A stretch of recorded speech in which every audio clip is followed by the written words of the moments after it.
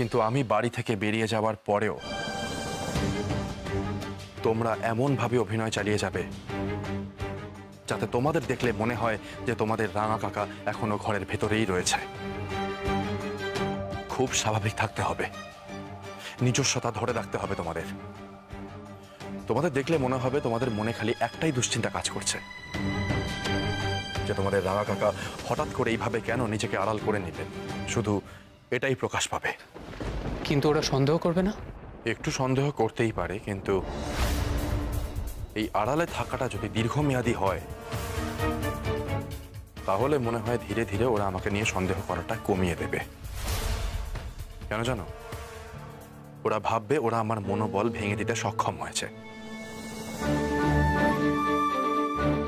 ঋষি অরবিন্দ, স্বামী নিরালম্ব, যাকে আমরা যতীন্দ্রনাথ ব্যানার্জি নামে চিনি, এদের ইতিহাস রয়েছে সশস্ত্র বিপ্লব থেকে নিজেকে লোকচক্ষুর আড়ালে নিয়ে যাওয়ার। পুলিশ প্রথমে আমাকে নিয়ে হাসাহাসি করলেও ধীরে ধীরে আমাকে নিয়ে সন্দেহ করাটা বন্ধ করে দেবে, আর সেই সুযোগটাই আমাদের কাজে লাগাতে হবে শিশির।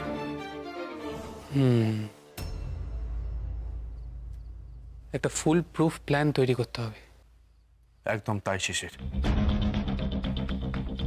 কিন্তু আপনি যে নিজেকে গুটিয়ে নিচ্ছেন, এ খবর তো পুলিশের কানে পৌঁছতে হবে। হ্যাঁ ইলা, কিন্তু খুব সূক্ষ্ম সুতোর উপর দিয়ে হাঁটতে হবে তোমাদের। মনে রাখবে, বাড়ির কেউ কিন্তু পুলিশকে খবরটা দেবে না, কিন্তু পুলিশের কানে খবরটা চলে যাবে যে সুভাষচন্দ্র বসু নিজেকে লোকচক্ষুর আড়াল করে রেখেছে। বুঝতে পেরেছি। তার মানে পুলিশের কাছে যখন ব্যাপারটা একটু স্বাভাবিক হবে তখন নজরদারির এত কড়াকড়ি থাকবে না। ফলে আপনার বাড়ি থেকে বেরিয়ে যাওয়ার যেমন সুবিধা হবে, ঠিক তেমনই সুবিধা হবে দেশের সীমা পেরিয়ে যাওয়া। ভেরি গুড শিশির, তাহলে আর দেরি নয়, আজ থেকেই আমরা প্রস্তুতি শুরু করব ভারতের সীমা পেরিয়ে যাওয়ার।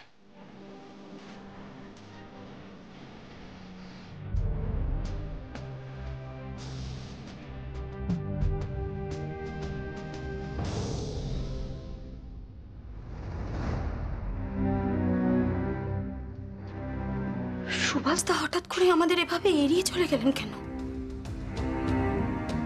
আমি তো শুরু শেষ কিচ্ছু বুঝতে পারছি না। কারোর সাথে কথা না, কিচ্ছু না। উনি যে শুধু আমাদের সাথে বা বাইরের লোকের সাথে কোনো যোগাযোগ রাখছেন না তা কিন্তু নয়, সবার সাথে উনি এক আচরণ করছেন। আমি মেজ বৌদিদিকে টেলিফোন করেছিলাম। মেজ বৌদিদি বলল তিনি নাকি মেজ দাদা মেজ বৌদিদি কারোর সাথে দেখা করছেন না, এমনকি নিজের মায়ের সাথে অবধি না। বাসন্তী দেবীও গিয়েছিলেন, তিনি তার সাথেও দেখা করেননি। এমন তো হওয়ার কথা নয়। আচ্ছা লীলাদি, সুভাষদাও শ্রী অরবিন্দ ঘোষের মতো সম্পূর্ণ অন্য জগতে চলে গেলেন না তো? কি জানি,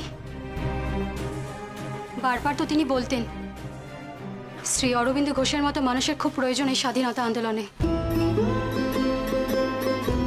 কিন্তু কেন যে মানুষটা আড়ালে চলে গেলেন? তাহলে কি সুভাষদাও এবার তাই হলেন? তবে এটা ঠিক, আধ্যাত্মিক মানুষ তো সুভাষদাও। না না, তা নয়, কিন্তু আমার কি মনে হয় জানো, এই সিদ্ধান্ত হঠাৎ করে উনি নেননি।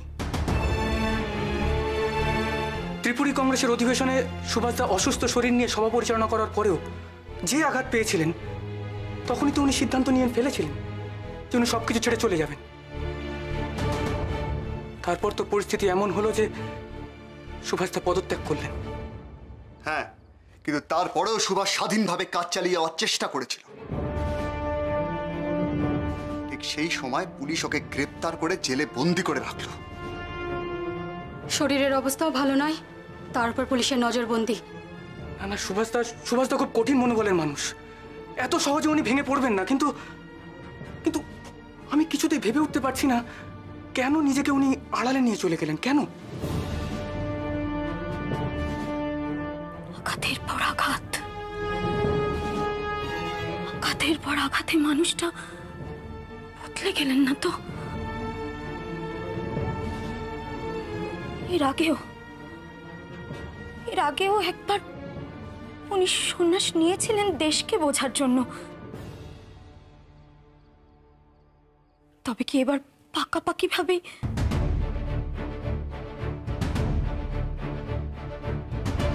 তাহলে কি হবে আমাদের আন্দোলনের? কে দেবে নেতৃত্ব? সুভাষদাকে ছাড়া আমাদের স্বাধীনতা অসম্ভব, অসম্ভব।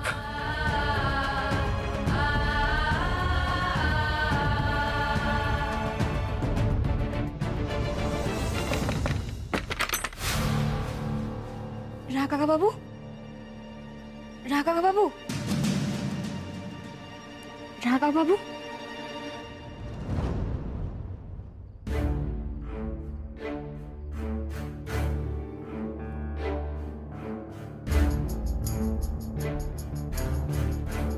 ইলা,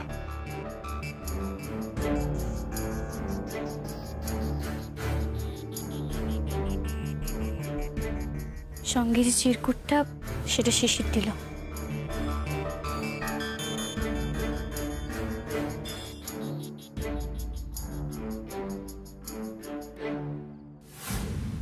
সংকেত এসেছে ইলা,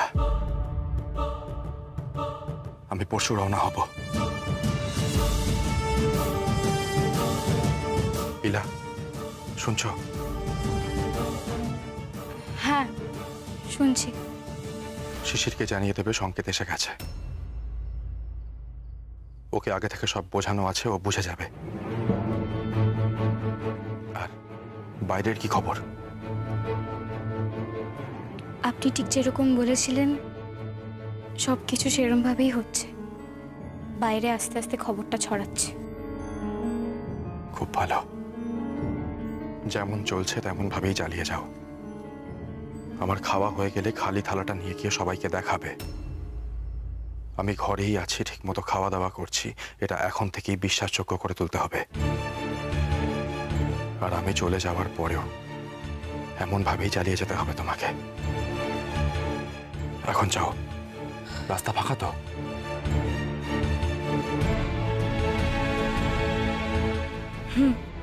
এসো।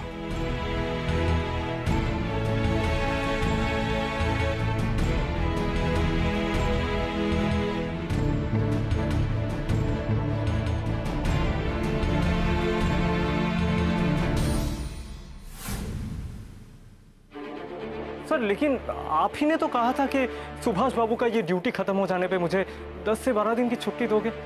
सर आप ही ने कहा था, याद कीजिए। कहा था सर आपने। তোমায় কে বললো তোমার ডিউটি শেষ হয়ে গেছে? সুভাষ যতদিন থাকবে ততদিন কোনো ডিউটি শেষ হবে না। তার মানে তুমি নিজেই ঠিক করে ফেললে তোমার ডিউটি শেষ। আচ্ছা, তুমি আবার ওই স্বদেশী দলে নাম লেখাওনি তো? স্যার, ইনভেস্টিগেট করার দরকার আছে এটা। हे भगवान सर, ये आप लोग क्या बात कर रहे हैं? मैं और स्वदेशी। सर मेरी गलती है, मैं आप लोगों को असली बात बताना भूल ही गया। क्या बात? सर सुभाष बाबू का जो ड्यूटी आपने मुझे दिया था वो लगभग खत्म हो गया है सर। अभी सिर्फ रिलीज होना बाकी है। सर सुभाष बाबू के ऊपर नजर रखने की अब कोई जरूरत नहीं। सुभाष बाबू खुद के ऊपर ही नजर रख रहे हैं। तो सुभाष बाबू आजकल ना किसी से मिलते हैं और ना किसी को अंदर आने देते हैं। सर यहाँ तक कि आप लोग विश्वास नहीं करेंगे, सुभाष बाबू के जैसा आदमी वो अपनी माँ से भी नहीं मिलते हैं। सर पहले की जैसे मेरे साथ बात भी नहीं, मेरा मतलब है कि किसी के साथ बात नहीं करते, खिड़की पे भी नहीं आते हैं, और पहले जैसे पढ़ाई लिखाई भी नहीं करते। और ये सर रामदेव की पक्की खबर है सर, मुझे 10 दिन की छुट्टी दे दीजिए ना सर।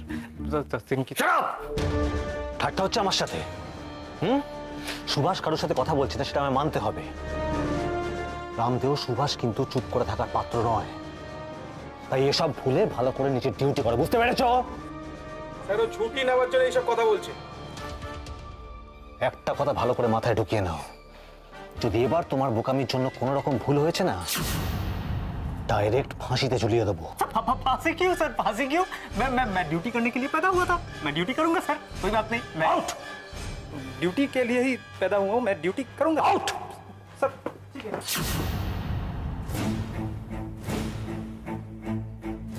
কি ব্যাপার বলুন তো?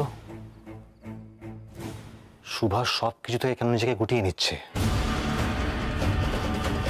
কি মতলব আটছে ও? আবার সুভাষ কি করতে চায়?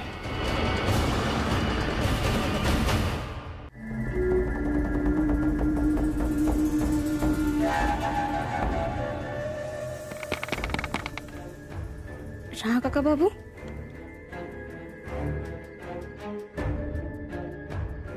শিশিরকে খবর দিয়েছি। আনিসুর তোমার ওপর নজর রাখছে। এরকম চরে আমাদের দেশ ভর্তি। আজও সাবধান, আমি চলে যাবার পরেও সাবধান।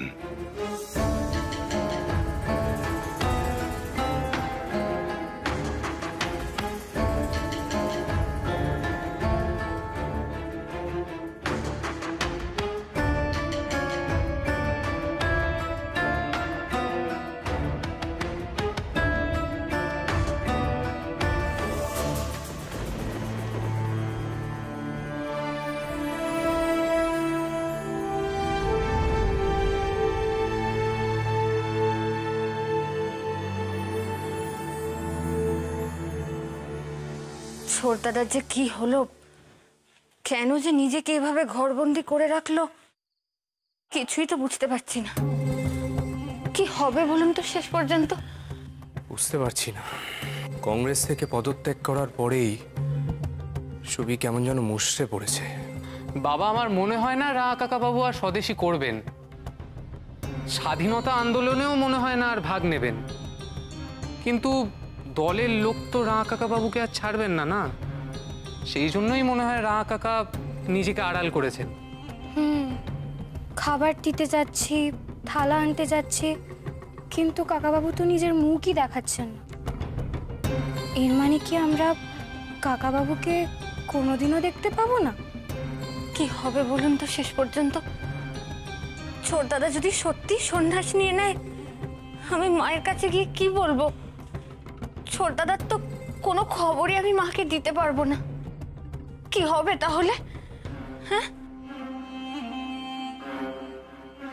তার মানে সত্যি সত্যি সুভাষবাবু মৌনব্রত নিলেন।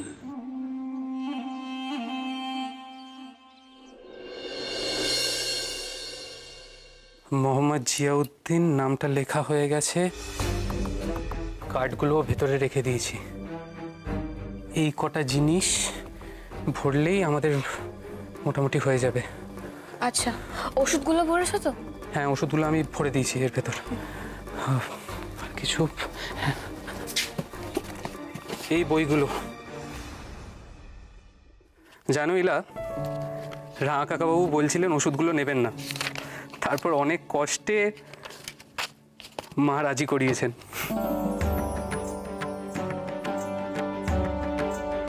এই বইগুলো পড়ে দিও। আচ্ছা ইলা, রাহা কাকাবাবুর সমস্ত জিনিসপত্র থেকে 6 নম্বরটা তুলে দিয়েছো তো? হ্যাঁ হ্যাঁ, সবগুলোই হয়ে গেছে, শুধু এটা বাকি। এটা হয়ে গেলে আমি ভরে দিচ্ছি ভেতরে। দেখো ইলা, এই কাজটা কিন্তু একটু সাবধানে করো।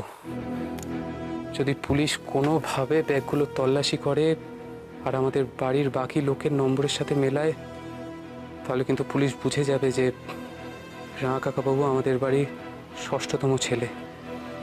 খুব মুশকিল হয়ে যাবে ইলা তখন। পুলিশ এভাবে দুয়ে দুয়ে 4 করবে? কি যা তা বলছো? করতেই পারে ইলা, কিচ্ছু বলা যায় না। তুমি কিন্তু একটু বেশি অস্থির হচ্ছ।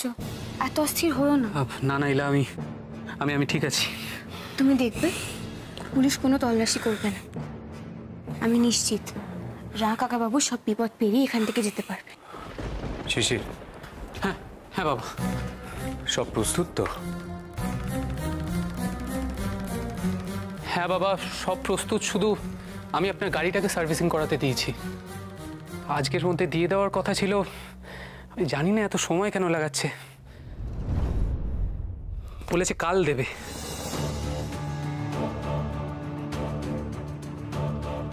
কোন গাড়ি নিয়ে যাচ্ছ? বাবা, আপনার ওয়ান্ডারের গাড়িটা। আমি ভেবেছিলাম আপনার স্টুডিবেকের গাড়িটা নিয়ে যাব, কিন্তু ওই গাড়িটা আপনার গাড়ি বলে সকলে চেনে, তাই নিচ্ছি না। ঠিক সময় গাড়িটা পেলে বাবা ভালো হতো, নাহলে এদিকে সব হিসেব গোলমাল হয়ে যাচ্ছে। রা কাকাবাবু আমায় বলে দিয়েছেন যে সকলের চোখ এড়িয়ে যেন আমি জিনিসপত্রগুলো গাড়িতে তুলি। বাড়ির ঠাকুর চাকর, বাড়ির বাচ্চারা যেন কিচ্ছু জানতে না পারে। সেই জন্য আমি সিদ্ধান্তও নিয়েছিলাম যে 3 তলা থেকে আগে 2 তলায় জিনিসপত্রগুলো নামাবো, তারপরে অন্ধকারে তুলবো গাড়িতে। একবার আমার সাথে বাইরে এসো, দরকার আছে। হ্যাঁ বাবা।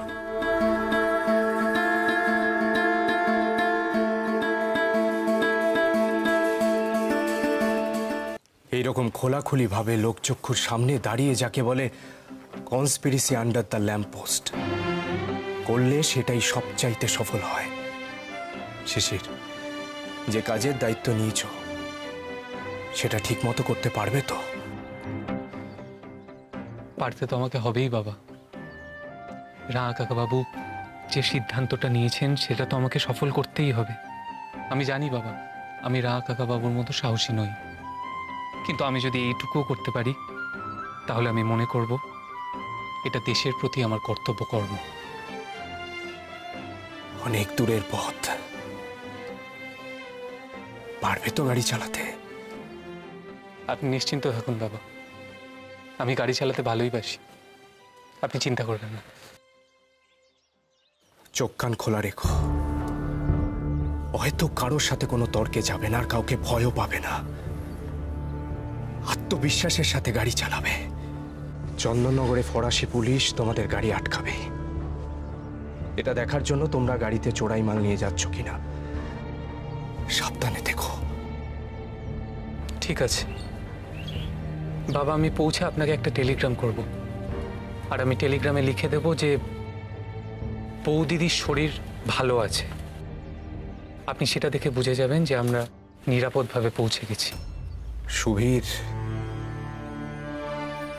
খেয়াল রেখো।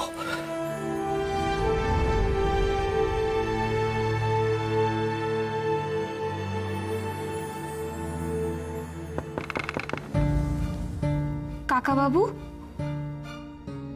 আপনার খাবার।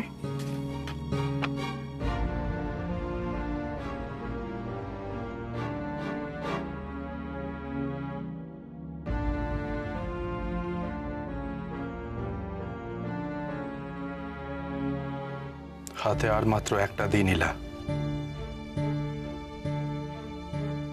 ইলা, চুপ কেন? না, কিছু না তো। সাহস সঞ্চয় করো ইলা। কাল রাত 8:30টায় আমার বেরোনোর কথা আছে। বাইরের কি পরিস্থিতি সেটা বলো। সবকিছু আপনার পরিকল্পনা মতোই হচ্ছে। শিশির আপনার হোল্ডোল, সুটকেস, কার্ড সবকিছুই গুছিয়ে রেখেছে। এখন গাড়ির সার্ভিসিং হচ্ছে। বেশ। মেজদাদা মেজ বৌদিদি কান্নাকাটি করছেন? না, তেমন নয়, তবে জ্যাঠামশাই একটু। মেজদাদা সামলে নেবেন। মেজদাদাই তো আমার শক্তি, আমার স্তম্ভ। মা কিছু জানতে পারেননি তো? না, মা জননী তো এখন এই সংসারের কোনো বিষয়ই থাকেন না। শুধু বলেছেন যে সামনে দেশবন্ধুর নাতনির বিয়ে বলে আপনি যেন সেখানে অবশ্যই যান, তা না হলে কিন্তু বাসন্তী ঠাকুমা খুবই দুঃখ পাবেন। উনিও বলেছেন যে মা জননী আপনার জন্মদাত্রী মা, আর বাসন্তী ঠাকুমা আপনার মা। আচ্ছা ইলা, তুমি, শিশির, মেজদাদা, মেজ বৌদিদি, অরবিন্দ, এর বাদে আর কেউ কিছু জানে? না। বেশ। খবরটা জানাজানি হওয়ার আগেই আমাকে বর্ডার পার হয়ে যেতে হবে। আমার নিখোঁজ হয়ে যাবার খবর প্রকাশ্যে আসার পরে শিশিরের মতো তোমাকেও পুলিশের জেরার মুখে পড়তে হতে পারে। পারবে তো সামলাতে? মনে মনে আমি নিজেকে সেভাবেই প্রস্তুত করছি, কিন্তু এখন আপনি নিজের খেয়াল রাখুন। শোনো ইলা, আমি চলে যাওয়ার পরেও এই খাবার দেওয়ার রেওয়াজটা কিন্তু বজায় রাখবে। খুব সাবধানে করবে যা করার। খাবারগুলো নিয়ে কি করবে দেখে নিও, কেউ যেন বুঝতে না পারে ইলা যে খাবার পড়ে থাকছে বা ফেলা যাচ্ছে। একবার যদি কেউ দেখতে পায় যে খাবার খাওয়া হচ্ছে না, তাহলে কিন্তু সেটা নিয়ে প্রশ্ন উঠবে, আরো অনেক অসুবিধা হতে পারে। ঠিক আছে, কিন্তু এখন তো আপনি খেয়ে নিন, খাবার যে ঠান্ডা হয়ে যাচ্ছে।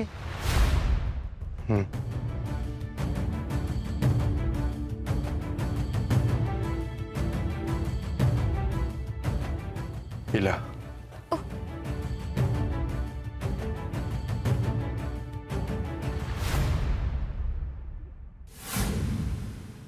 আনিসুর চাচা, আগে দিদিমণি। নাও তো থালাগুলো রেখে দিয়েছো। হ্যাঁ দিদিমণি।